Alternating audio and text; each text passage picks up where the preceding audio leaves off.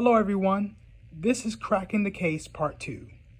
So we're going to start with number 1. Number 1 is x minus 6 equals 12.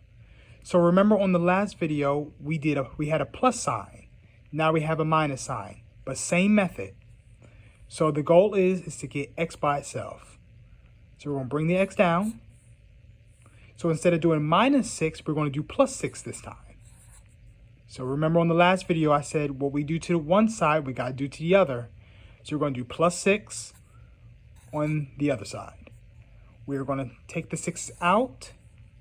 X equals 12 plus 6 equals 17. Number 2, we're going to bring the x down like before. Now remember, what we do to one side, we got to do to the other side. So we're going to do plus 10, plus 10. Take these out.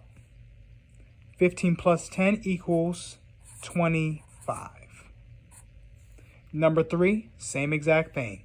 Goal is x got to be by itself. So we're going to bring the x down. Instead of doing minus 7, we're going to do a plus 7. We're going to cancel the plus 7s out. But remember, what we do to one side, we got to do to the other. So we're going to do plus 7 here. X equals 6 plus 7 is 13. Number 4, same thing.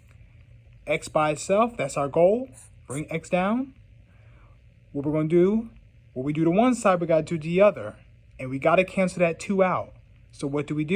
We do plus 2 on one side and plus 2 on the other side. Okay? Cancel the 2's out.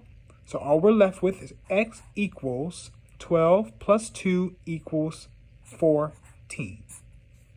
And that is our answer. So what we've just done, we have cracked the case of another one-step equation